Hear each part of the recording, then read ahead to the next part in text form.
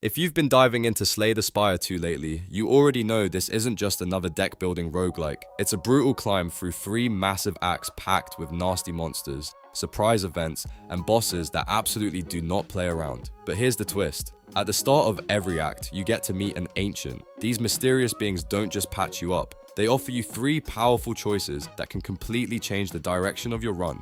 Sometimes it's a buff, sometimes it's a unique power, and sometimes it's something way more interesting. One of the most intriguing ancients you'll run into is Katara. Among her options, there's one that really stands out, the Golden Compass Special Path. This isn't just a simple bonus. It can alter your route in a big way, potentially opening up high-risk, high-reward opportunities that can either supercharge your build or completely derail your run.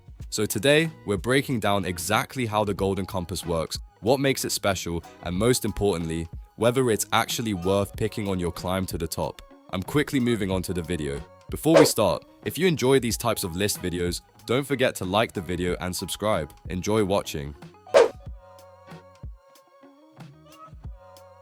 So let's talk about the Golden Compass Special Path in Slay the Spire 2. This is one of the offerings you can choose if Katara shows up as your ancient in Act 2. When you pick it, you are not just choosing a bonus, you are committing to an entirely fixed route on your map. From that moment on, every other branching option disappears, and you are locked into a single straight line of encounters all the way to the boss. What makes the Golden Compass interesting is that it replaces the usual freedom of pacing with total predictability. You do not get to zigzag around the map hunting for specific nodes. Instead, you are given a carefully structured sequence of normal enemy battles, unknown encounters, rest sites, chests, a merchant, 2 elite battles, and finally, the Act 2 boss. There is no deviation, no shortcuts, no detours. The full order is set in stone. You begin with a normal enemy battle, then move into an unknown encounter. From there, it alternates through more fights and rest sites, eventually leading into multiple unknown nodes and 2 chests. After that, you hit a merchant, then back-to-back elite battles with rest sites in between,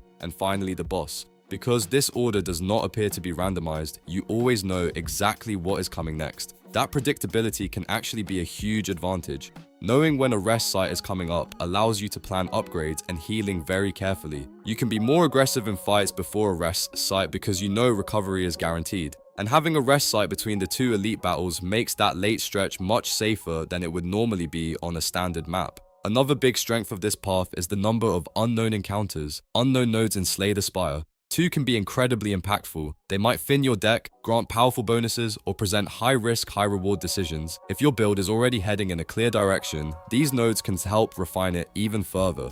The same goes for the number of fights. You get a solid amount of normal enemy battles, which means more card rewards. If you are hunting for specific synergy pieces or trying to finalize an archetype, that steady stream of card choices can help stabilize your deck before the Act 2 boss. That said, there is nothing truly unique about the encounters themselves. You are not getting exclusive events or special Golden Compass only battles. It is simply a structured version of what you would normally see on the map. So if you are hoping for something flashy or completely different, this path does not really deliver that. There is also real risk involved. Because you cannot change course, if something goes wrong in an elite battle or a bad unknown encounter hits you hard, you cannot reroute to avoid the second elite.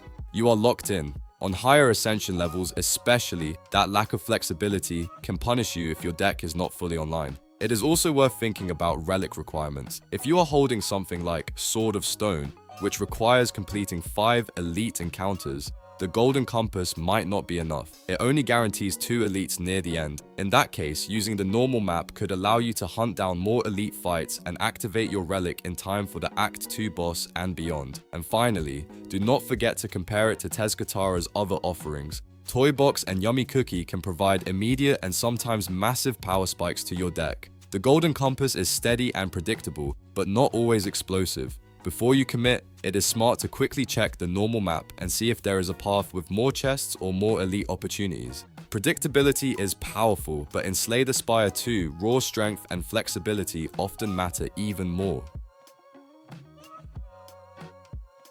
The video ends here. See you in another video. Don't forget to subscribe.